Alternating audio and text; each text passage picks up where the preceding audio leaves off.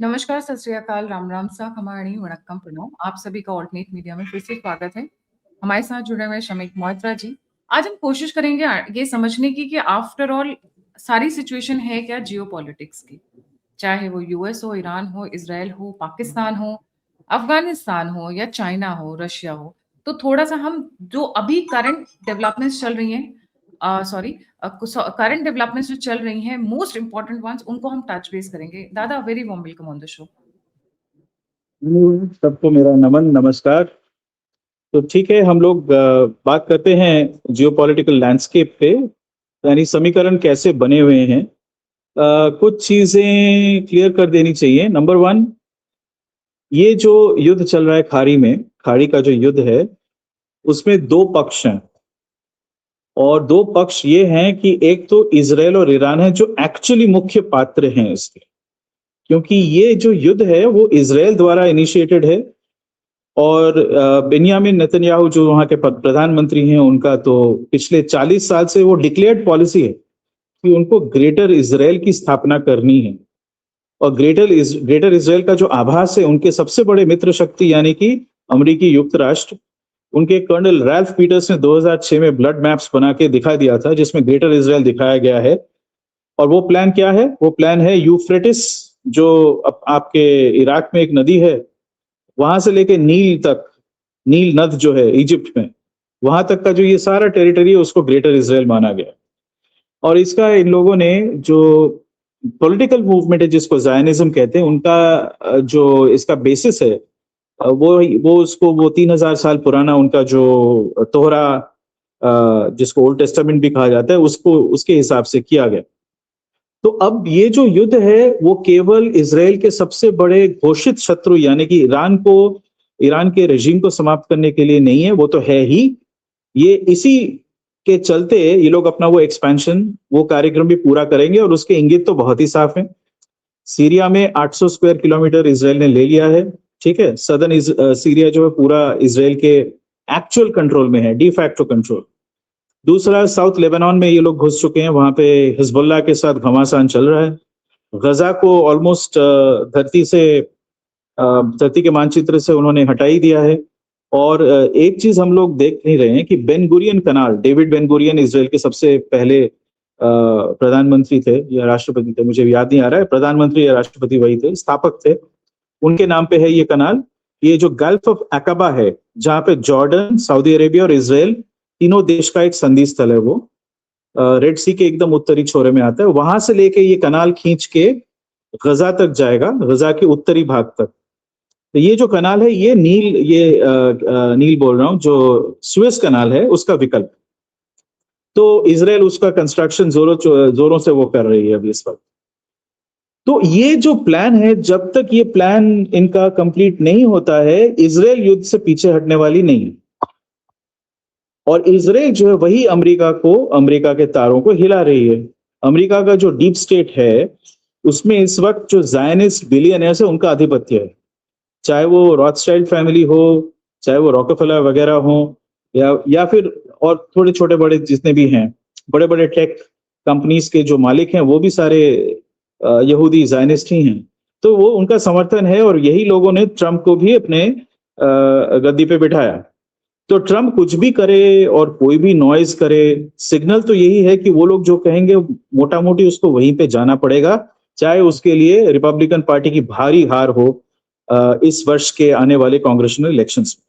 तो एक ये छोर है, ठीक है। दूसरी तरफ देखते हैं, दूसरी तरफ है चाइना और रशिया। इंडिया पे मैं बाद में आता हूं।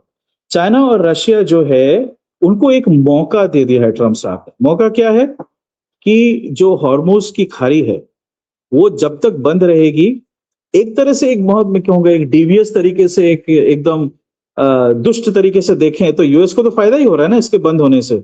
आपको एनर्जी गल्फ से मिलेगा नहीं, तो यूएस से खरीदोगे, कनाडा से खरीदोगे।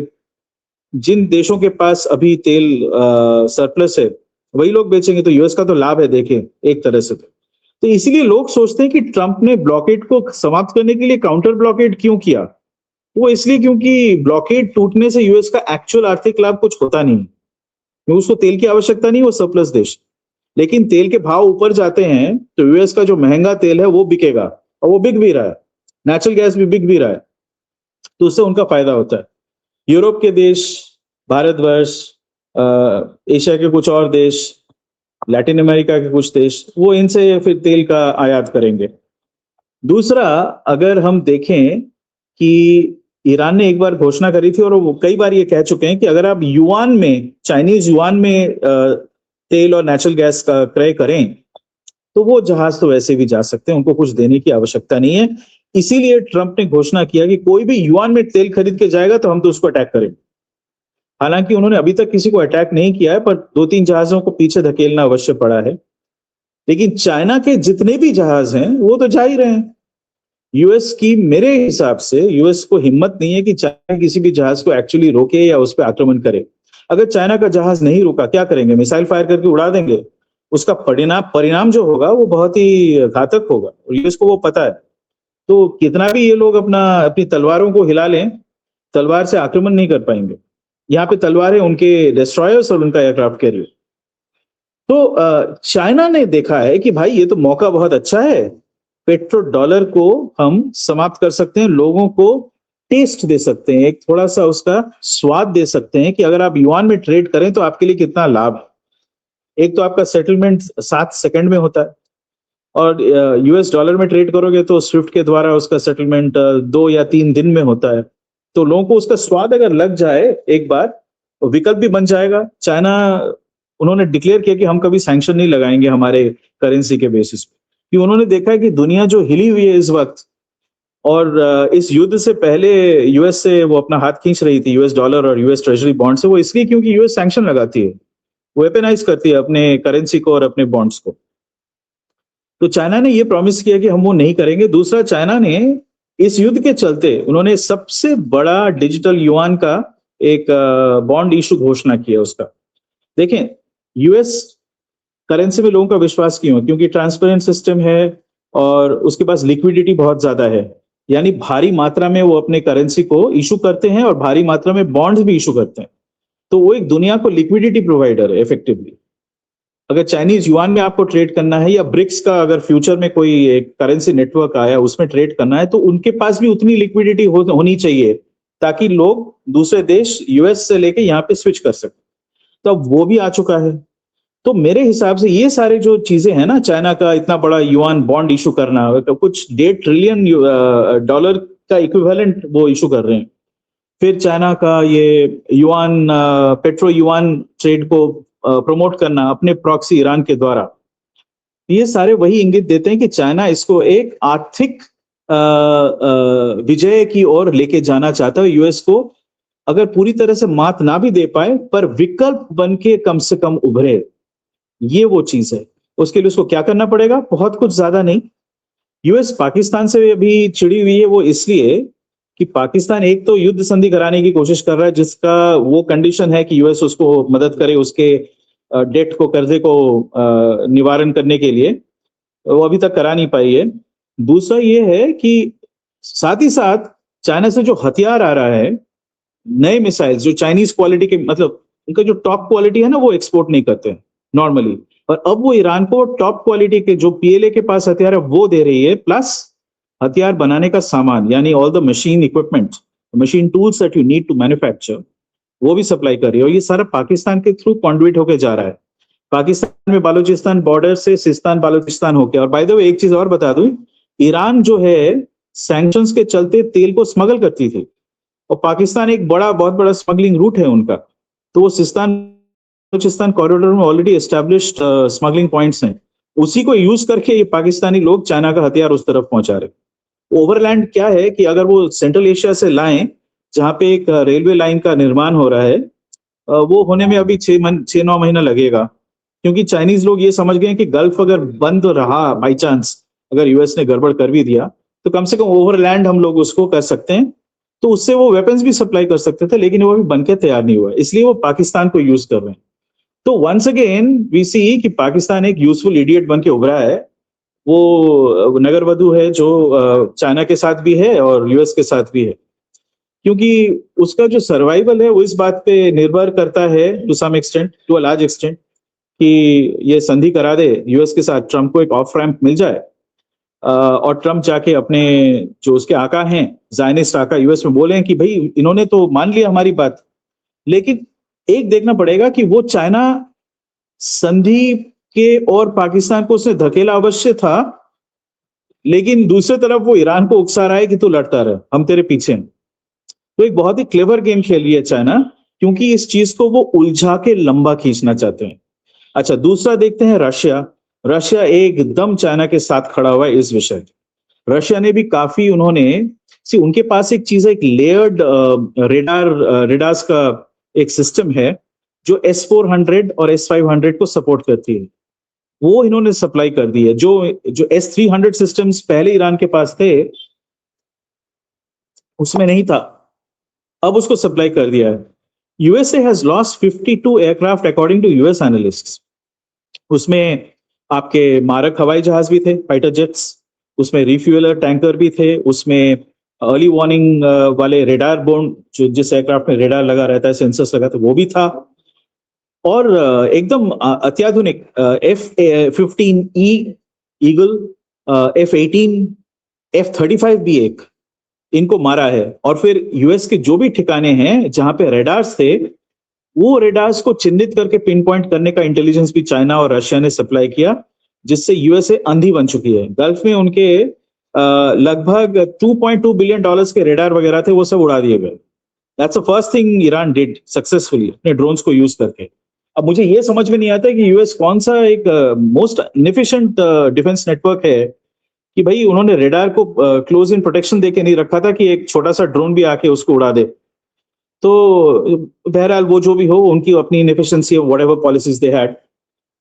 एक चीज तो मानना पड़ेगा कि US navy has finally woken up, और उन्होंने ये तय किया कि नुकसान तो होगा, लेकिन अगर हमें इसको दबाना है, अगर ईरान के सदर्न कोस्ट को सैनिटाइज करना है, to give the Gulf nations enough time to warn them against incoming attacks, तो बहुत बड़े जहाजी बेड़े को वहां पे तैनात करना पड़ेगा। तो अर्लियर दिस वीक 15 जहाज वहां पे पहुंचे थे, एंड नाउ आई हियर रफली 22 शिप्स। 22 बहुत बड़ा बेड़ा होता है, it's a big fleet. 22 missile guided missile destroyers plus aircraft carrier, और अब एक दूसरा एयरक्राफ्ट कैरियर भी रवाना कर दिया, वो जिब्राल्टर के थ्रू आ रहा है। तो मेरे ख्याल से वो जिब्राल्टर के थ्रू आके सुएज के थ्रू होते हुए बाबल मंदाब, रेड सी बाबल मंदाब होके ये ईरान के पास जाके स्टेशन होगा।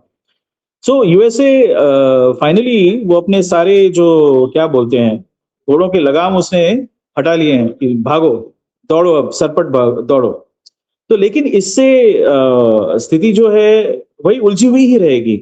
मुझे बहुत ज्यादा बिगड़ता हुआ नजर नहीं आ रहा है, लेकिन उलझा हुआ जरूर अवश्य नजर आता है। अच्छा, फिलहाल अभी उन्होंने, ट्रम्प साहब ने कहा कि भाई मैं तो पाकिस्तान जाऊंगा, अगर एक संधि ईरान के साथ हो गया मैं खुद आके उसको साइन करूंगा। तो ये एक इंसेंटिव है, ये एक क्या कहते हैं, but he is also exposing himself, vulnerability भी बढ़ जाती है।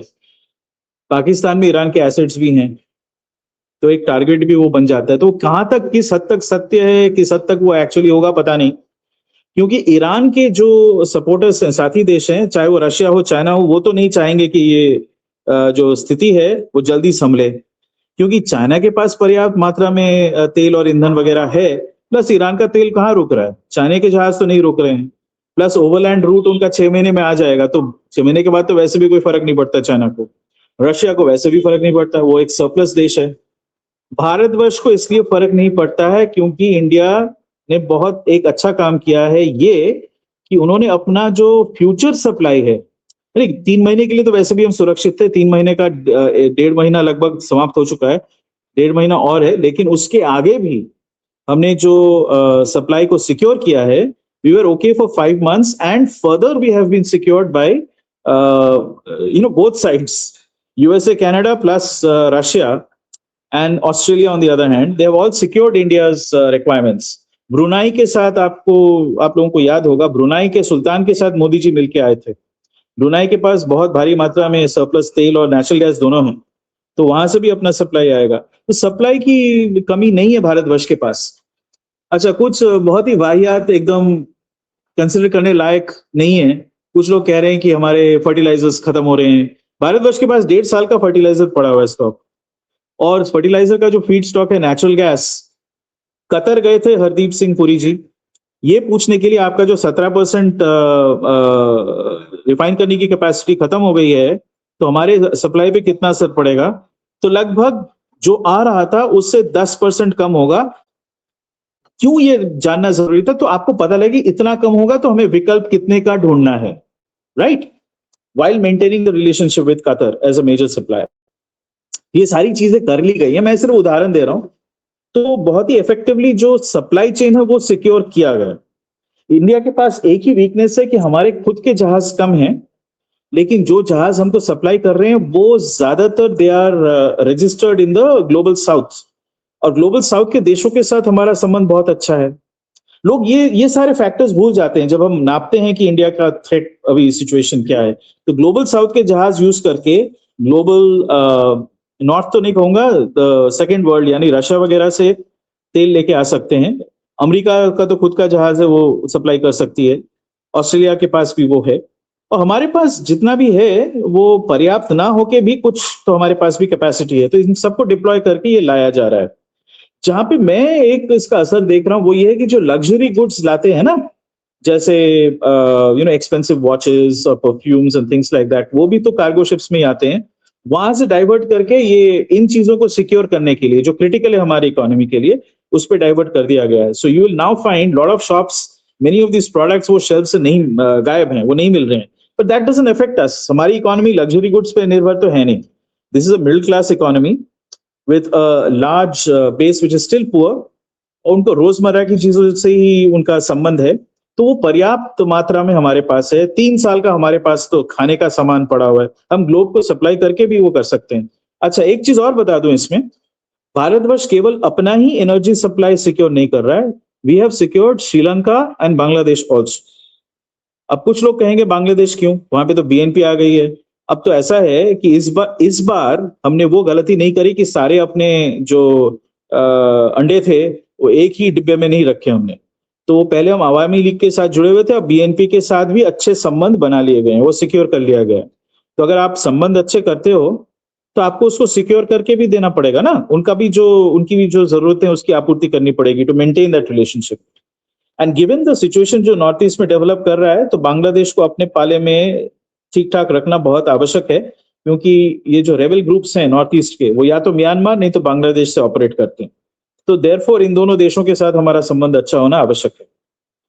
श्रीलंका तो मोरलेस भारतवर्ष हमेशा उसका जो फूड सिक्योरिटी की गारंटी भारतवर्ष लेती है, अब एनर्जी सिक्योरिटी भी हमने सिक्योर किया है, मॉलडीव्स का भी हमने सिक्योर किया। तो this is a very good thing. हाँ सॉरी आई फॉरगॉट, नेपाल और भूटान, अब उनकी इकोनॉमी हमारे साथ बहुत ज्यादा वो क्या बोलते हैं एकदम मिलीजुली है, तो that is also considered in this same thing. So India has secured the entire neighbourhood. Pakistan जो कर रहा है करता रहे, पाकिस्तान के पास वो कैपेसिटी नहीं है। वो पहले वो अपनी वो गिदर भप्पी दे रहे थे कि भाई हमने 15 जहाज का हमने परमिशन ले लिया है, पाकिस्तान के पास 15 जहाज ही नहीं है। So what they did is, उनको जो ईरानियों ने ये दिया ना कि आप 15 जहाज लेके जा सकते हो, they actually sold that right. So using Pakistani flags other countries got their ships out, और पाकिस्तान को पैसे मिल गए। ये पाकिस्तान को नहीं मिला, ये पैसा गया इन जनरल्स के पॉकेट में। तो एक ब्लैक में डील हो गया, उनको थोड़े पैसे मिल गए, उन्होंने इसका यूज किया। अब ईरानी लोग उस पर खफा हैं कि भाई हम तो तुम्हारी मदद कर रहे हो, तुम इसको ब्लैक में बेच रहे हो, container capacity, what the hell is this. So Iran is very displeased with Pakistan, but Iran का भी थोड़ा सा डिपेंडेंस पाकिस्तान पे है, क्योंकि उनका जो सपोर्ट आ रहा है चाइना से ना, चाहे वो असला हो, चाहे वो असला को बनाने का सामान पाकिस्तान के थ्रू होके आ रहा है। सो वो डिपेंडेंस है, इसलिए वो पाकिस्तान से अभी भी बात कर रही है। एंड अभी आसिम मुनीर गया ईरान, वही शांति वार्ता को उसको करने के लिए, फिर से चालू करने के लिए, इसीलिए ईरान उनसे बात कर रही है। पर ये बहुत साफ है, ईरान को पता है कि पाकिस्तान कोई मित्र शक्ति है नहीं। इसमें एक और चीज हम बता देते हैं, तो ये दो पाले जो हैं, एक चाइना रशिया और इधर यूएस इजराइल और उनके साथ गल्फ के देश, ये दो पालों में बट गया है। ये युद्ध चलता रहेगा, और इजराइल का जो मोटिव है वो अपना ग्रेटर इजराइल बनाने का, जब तक वो नहीं बनता है तो रुक रुक के भी ये कॉन्फ्लिक्ट चलता रहेगा। West Asia is going to be unsettled. इसका बुरा असर पड़ेगा गल्फ के देशों पे, और यूएई इसमें कोशिश कर रही है इंडिया के साथ एक कॉम्प्रिहेंसिव डिफेंस समझौते की। यूएई वो देश है जो वेस्ट से भी डिफेंस इक्विपमेंट खरीदती है, रशिया से भी खरीदती है, ज्यादातर लोगों को ये ध्यान में नहीं आता है। तो उनका सर्विसिंग जो है वो इंडिया के थ्रू हो रहा था। अब वो कह रहे हैं कि भाई ये जो एक्सपेंसिव हथियार हमने लिए हैं वेस्ट से, they have proved very expensive and not entirely effective. आप हमें अपना जो IACCS है, अपना जो integrated command and control system है, जिससे हमने अपना multi layer defence anti aircraft defence तैयार किया था, उस पे बातचीत हुई है। फिर हमारे जो क्षेपणास्त्र हैं यानी कि मिसाइल्स, उस पे बात हुई है। So UAE is very interested in this situation to somewhat break away from the US and go towards India. और इजराइल जो यूएई के साथ उसका अब्राहम अकॉर्ड है, इजराइल हैज प्रॉमिस कि हम अपना टेक भी देंगे, इंडिया में आप मैन्युफैक्चर करके लगवा लो। तो ये एक हमारे लिए अपॉर्चुनिटी भी खुल गई है। यूएई के पास बहुत सारा, एक बहुत स्ट्रेटेजिक लोकेशन भी है, बहुत सारा सरप्लस कैश तो है ही। दूसरा, अगर हम कभी तो ये युद्ध रुकेगा, उस वक्त यूएई के थ्रू ट्रांजिट हमारे लिए आवश्यक है। सऊदी अरेबिया से जो तेल आता है, अगर हम गल्फ के थ्रू ना भी लाएं, पाइपलाइन के थ्रू आए, तो वो एक पाइपलाइन ऑलरेडी एग्जिस्ट करता है, यूएई से लेके ओमान के पोर्ट्स तक जाती है। ठीक है, तो उसका भी अगर यूटिलाइज करना तो यूएई आवश्यक है। तो भारतवर्ष ने अपना जो स्ट्रेटेजिक रिलेशनशिप है, जो कॉम्प्रिहेंसिव एक रिलेशनशिप है यूएई के साथ, उसको और भी उसकी गंभीरता जो है उसको बढ़ाने की हमने पहल करी है। और पहल एक्चुअली नयान साहब के ओर से आई, जो शेख मोहम्मद बिन जायद नयान है, उन्होंने की पहल, और मोदी साहब ने भी हाथ बढ़ा के फिर उसको थामा। इसलिए हमारे देखें डिप्लोमेट्स वहां पे बार बार जा रहे हैं और वहां के भी लोग यहाँ आ रहे हैं।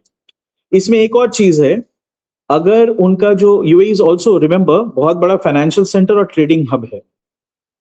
जब तक ये कॉन्फ्लिक्ट चलता है वो एक खतरे में है, बहुत भारी रिस्क है, कोई इंश्योरेंस करेगा नहीं, both for ship trade as well as other things. तो ट्रेडिंग एक तरह से उस पर बुरा असर पड़ेगा। तो भारतवर्ष एक पड़ोसी राष्ट्र है उसका, ओमान और भारतवर्ष। तो यूएई, ओमान और भारतवर्ष के बीच में एक त्रिगुना एक समझौता हो सकता है, जिससे ऑल्टरनेट सेंटर के हिसाब से वो भारतवर्ष को यूज करे for financial trading. So for example gift city, वो एक विकल्प बन के उभरेगा। और जो गुड्स ट्रेड है वो ओमान के थ्रू एक ऑल्टरनेटिव रूट बन सकता है। तो वो सैक्रिफाइस नहीं करेंगे। The main trading houses will still be based in UAE, they will be registered, वो RAK में होगा या फुजाइरा में होगा या अबू धाबी में होगा, जहां भी होगा ट्रेडिंग करेंगे, लेकिन वो ऑल्टरनेटिव रूट्स यूज करेंगे जब तक ये युद्ध वाली स्थिति और ये कॉन्फ्लिक्ट समाप्त नहीं होती।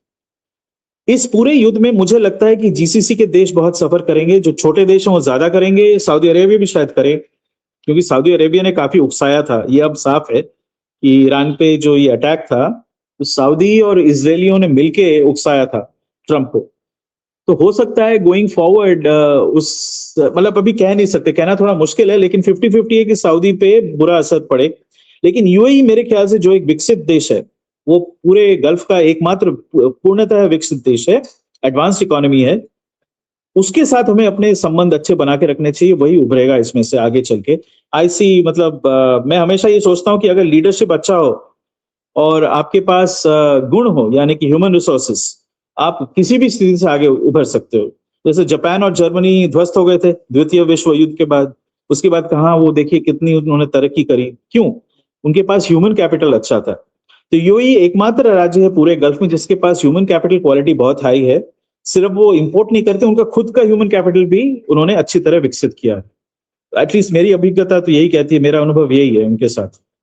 तो ये सारी स्थिति अभी बनी हुई है। मुझे इसमें डरने की आवश्यकता अभी तक नहीं है। फ्लैश पॉइंट है, विश्व के अर्थव्यवस्था पे असर तो पड़ेगा, इसमें कोई शक नहीं है, पर हम शायद, भारतवर्ष इंसुलेटेड है, मोरलेस इंसुलेटेड है।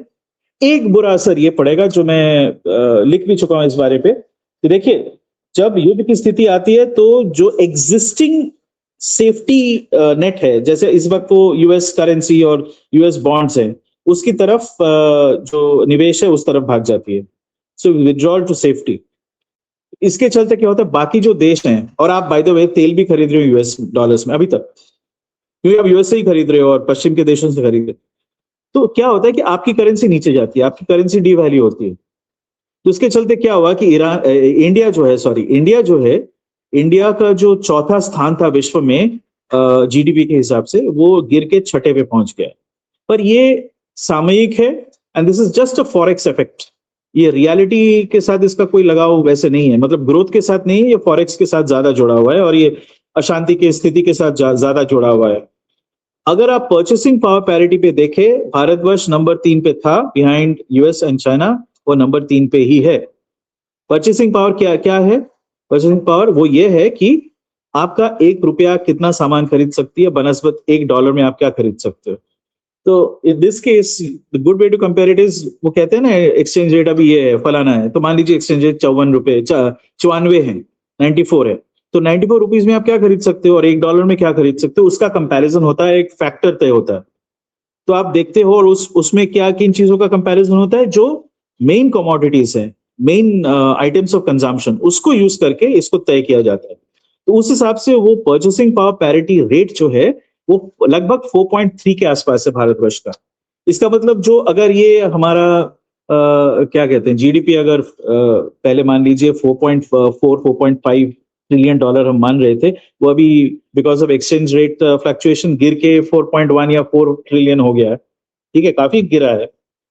लेकिन अगर हम फिर वही 4.3 के फैक्टर से मल्टीप्लाई करें तो अपना जीडीपी जो है 18 ट्रिलियन डॉलर के आसपास होता है परचेसिंग पावर पैरिटी के बेसिस पे। ठीक है, तो फिर भी आराम से तीसरे नंबर पे आता है। तो हमारी इकोनॉमी जो है वो घटी नहीं है, ये है कि आप जिस मूल्य से उसको नाप रहे हो वो चेंज हो गया है, पर ये सामयिक है, ये फिर से इसका करेक्शन हो जाएगा। And I think growth itself will make up the balance and the difference. 2 साल में ये उसमें खास फर्क नहीं पड़ेगा। तो ये है पूरा। काफी तेजी से डेवलपमेंट सारी चेंज कर रही है हो रही है। मुनीर, आपने कहा कि Munir is in Iran for piece talk, is the same Iran and US piece talk, या कुछ और अपनी डील भी करने गए हैं बगल में? वो तो उनके एजेंडा तो हमेशा होते ही हैं। ईरान अभी दबा के पैसे कमा रहा है, शायद वो भीख भी मांगने गया हो। वो कहेगा कि भाई हम आपके हथियार लाके दे रहे हैं ना, हम आप हमको 1-2 बिलियन डॉलर दे दो। सऊदी से तो $3 बिलियन एग्री हुई, ऐड चुके हैं उन्होंने। 13,000 सैनिक और 10 F-16 और रिफ्यूअलर्स वगैरह वहां पे रवाना कर दिया है। I think another 5,000 another brigade worth will be going there, plus they'll be sending some more aircraft, mainly F-16s. So they are depleting, उनका जो खुद का डिफेंस उसको डिप्लीट करके सऊदी को सप्लाई कर रहे हैं। लेकिन चारा क्या है, उनको डॉलर चाहिए ना। उनका कर्ज जो है वो इसी महीने ड्यू था, उससे बच गए फिर से ये लोग। ये इसमें बहुत शातिर हैं, वो सिचुएशन क्रिएट करते हैं, अपने आप को यूजफुल इडियट बनाते हैं और फिर भीख मांग के लेके वो धक्का मार के किक द कैन, थोड़ा सा और डिस्टेंस, थोड़ा सा और डिस्टेंस, ऐसे ही वो चल रहा है। तो ईरान जो ये लोग गए हैं 100% आप देख लीजिए, कुछ ना कुछ पैसे का डील तो 100% हुआ होगा।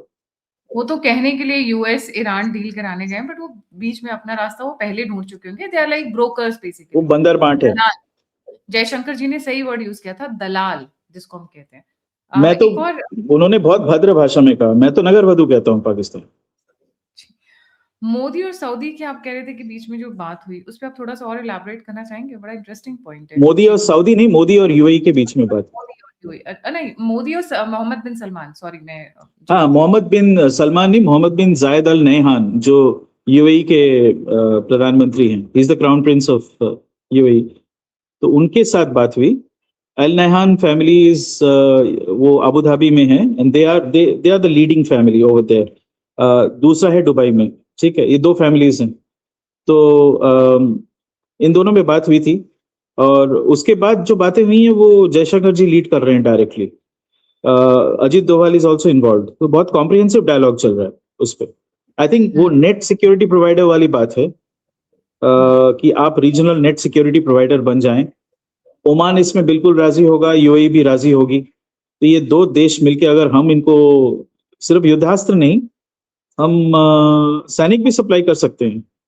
हमारे जो सैनिक हैं वो 35 साल की उम्र में रिटायर करते हैं, जो जेसीओज एनसीओज और जवान होते हैं। और जो ऑफिसर्स हैं वो 20 साल के सर्विस के बाद, यानी 43, 44, 45 साल के होते हैं, वो लोग रिटायर करते हैं। तो वो तो अवेलेबल हैं ही, अगर सरकार माने, और ना भी माने तो हमारे पास हमारे नेपाली भाई हैं, श्रीलंका के लोग हैं, इन लोगों से भी हम करवा सकते हैं ना यही काम। There are ways to deal with it. जैसे मान लीजिए अगर जो ऑफेंसिव और ऑफेंसिव कैपेसिटी है, उसके लिए यूएई के लोगों को ट्रेन किया जाए और उनका जो लैंड सिक्योरिटी, लैंड फोर्सेस है, वहां पे हम अपने पैरा फोर्सेस भी भेजे, जैसे Assam rifles 160,000 strong. Assam rifle units are actually, they are officered and manned by the army. Recruitment and standards same as the army. तो वो यूनिट्स भी भेजा जा सकता है. We don't need a huge amount. जितना चाहिए यूएई को डिफेंड करने के लिए, we probably need about couple of divisions worth, say around 25,000 people. तो वो हम सप्लाई कर सकते हैं. तो यही सारी बातें वहां पे हो रही हैं. एंड ऑफ कोर्स बाकी ट्रेड रिलेटेड, आईमेक रिलेटेड, वो सब तो हो ही रहा है. Israel UAE India is on. Definitely that will not and. ये और कोई कहेगा नहीं. मुझे तो यही होता हुआ नजर आ रहा है. सी, हमें ना यूएस को चेज नहीं करना चाहिए, हमें इजराइल को चेज करना चाहिए, क्योंकि यूएस को कंट्रोल इस वक्त इजराइल करती है. इतना छोटा सा देश, लेकिन उन्होंने कंट्रोल ले लिया पूरा. राइट. What about Macron? कल मैक्रोन का फोन आया था मोदी जी को.